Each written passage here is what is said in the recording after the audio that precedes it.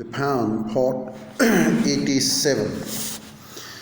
An organization's institutional memory ensures that this short-range symbolic approval will be translated into long-range material benefit.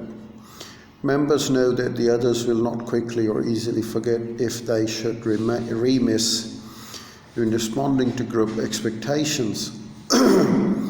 An individual approaching their high levels with the request is powerless if he does not come with the organizational backing.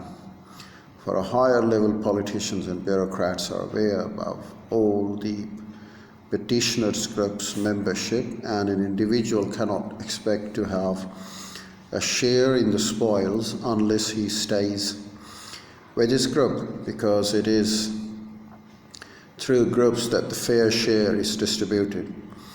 In short, even in Japan, the threat of chaos may be greater than the threat of the overconformity, but by Western standard, chaos does not seem imminent.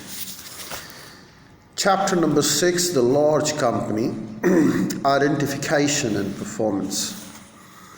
After touring the automobile assembly lines in both countries, a visitor observed, the American factory seems almost like an armed camp. 4 men stand guard to make sure workers do not slack off. Workers grumble at the 4 men, and the 4 men are cross with the workers.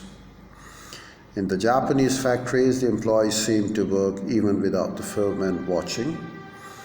Workers do not appear angry at superiors and actually seem to hope their company succeeds.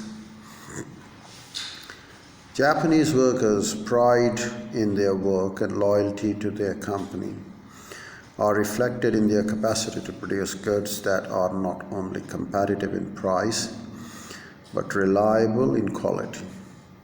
Some workers, especially younger workers in small plants, may be alienated from their company, but compared to American, they are absent less,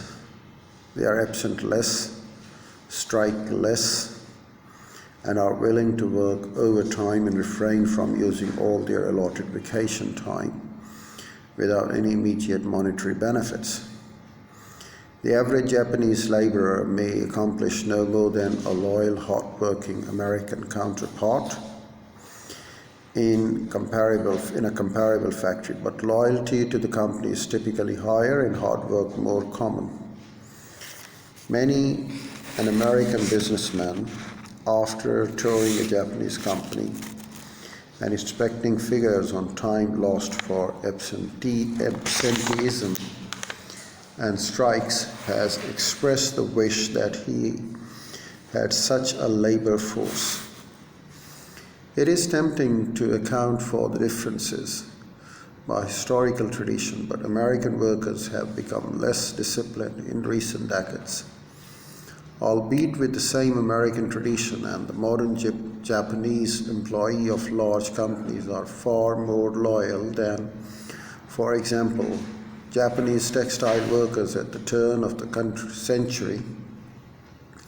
It is common to assign American labor problems to our affluence, but discipline has remained strong in the affluent Japan. Furthermore, Japanese companies establishing plants in America have achieved, with a few years of modified Japanese-style management, a level of employee devotion on the average higher than the comparable American plants. Before resorting to an explanation that centers on semi-mystical Oriental spirit, one might consider whether Japanese success bears any relationship to company management and treatment of workers. The emergence of Japanese company system. The Japanese company system, as we know it today, began to emerge only late in the 19th century. Craft shops with paternalistic masters and their apprentices and journeymen date back centuries. But these feudalistic shops are not totally different from the kind of paternalistic shops of Paul Revere's America or pre-industrial Europe.